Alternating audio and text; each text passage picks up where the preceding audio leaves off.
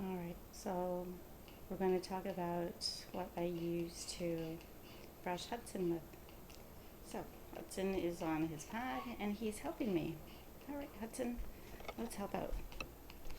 So, this is what I use. I use a big slicker brush, and I find that it's really good, and it's smooth when it brushes his hair.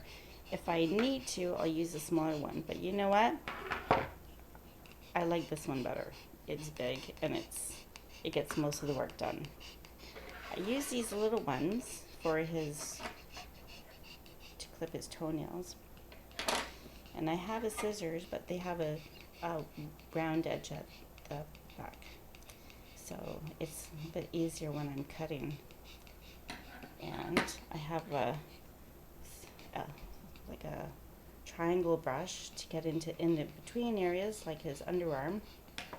And this comb is awesome. I love this comb. And I use this BioSilk. I like it a lot for him to, if he gets knots or anything. And it's easier for me to brush. I just put it in this bottle here. This one, first of all, I use a cotton balls for his eyes. And then if I had the hard parts, so I just use the cotton balls with some warm water to loosen up the yucky stuff around his eyes.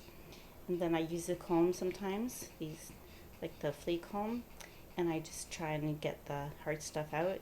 And it usually does a pretty good job. And that's what I use to brush Hudson. What do you think, Hudson?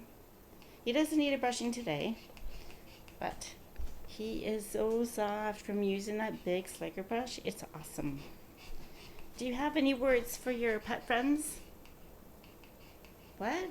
Oh, Hudson says to brush your fur babies every 2 days if you can. If they're fluffy like him, every 2 days. Is that what you have to say? That's it? All right. I wanted to say that I use this harness. It's a Voyager harness for Hudson, and I like it because it has a buckle and it has Velcro. So when I turn it over and he puts his paws in here, I close it up. Close it this way, and then I put the I close it up, and then I've got this buckle, and then it just snaps in place, which is great, and that keeps him secure. So that's what I use. He is not a skinny Pomeranian. He's a little bit wide here, and that's why he needs something like that. I'm not sure if this is the right harness for him, but this is what I use right now. I'm not sure what. I'm just afraid that I wish there was some material inside, like a slippery material, so he doesn't get mats, especially under the underarms. It's really difficult, and that's my challenge, is the underarm hair. It's just mats all the time. It's just frustrating for me, very challenging. And so that's what I use now. This is a medium, believe it or not. The small, the small was too small.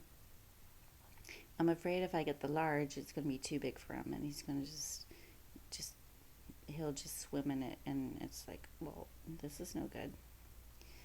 Okay, pet friends, and this is what I use for Hudson. I have this mat. It's a cooling mat, and I use this for Hudson in the summertime. It gets really hot, so I put it on the cat sofa, and then he can sit with me. Or I also use, in his crate, he has